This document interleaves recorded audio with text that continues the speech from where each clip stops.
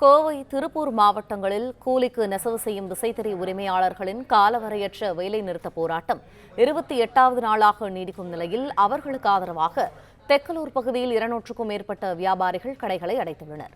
இது தொடர்பான கூடுதல் தகவல்களை எமது செய்தியாளர் செந்தில் வழங்க கேட்போம். செந்தில், வணக்கம். இந்த வேலை நிறுத்தத்திற்கான காரணம் என்ன?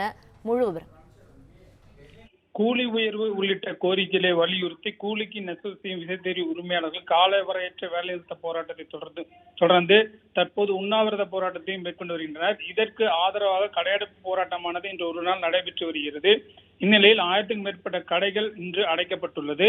கடந்த 2022ஆம் ஆண்டு ஏற்படுத்தப்பட்ட ஒப்பந்த கூலியிலிருந்து குறைக்கப்பட்ட கூலியை முழுமையாக வழங்க வேண்டும், ஆண்டுக்கு 6% மின் கட்டண உயர்வை ரத்து செய்ய வேண்டும் என்பன உள்ளிட்ட பல்வேறு கோரிக்கைகளை வலியுறுத்தி கோவை, திருப்பூர் மாவட்ட கூலிக்கு நெசவு செய்யும் விசைத்தறி உரிமையாளர் சங்க கூட்டமைப்பின் சார்பாக கடந்த 19ஆம் தேதி முதல் காலவரையற்ற வேலைநிறுத்த போராட்டமானது நடைபெற்று வருகிறது. 28வது நாளாக இன்றும் இந்த வேலைநிறுத்த போராட்டமானது தொடர்ந்து நடைபெற்று வருகிறது. இந்த போராட்டத்தின் காரணமாக 10,000க்கும் மேற்பட்ட விசைத்தறி கூடங்களில் உள்ள 2 லட்சத்துக்கும் மேற்பட்ட விசைத்தறிகள் இயங்காததால் நேரடியாக மறைமுகம் சுமார் 3 லட்சத்துக்கும் மேற்பட்ட விசைத்தறியாளர்கள் பாதிக்கப்பட்டுள்ளனர்.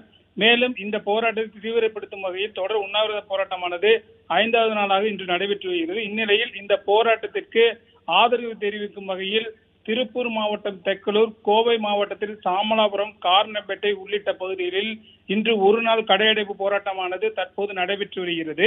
இந்த கடையடைப்பு போராட்டத்தின் காரணமாக சுமார் 1000க்கும் மேற்பட்ட கடைகள் அடைக்கப்பட்டுள்ளது.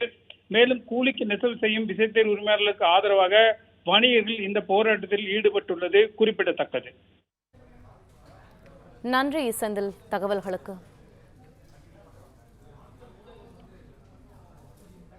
பிளே ஸ்டோர் மற்றும் ஆப் ஸ்டோரில் இருந்து பாலிமர் செயலியை QR கோடு மூலம் பதிவிறக்கம் செய்யுங்கள்.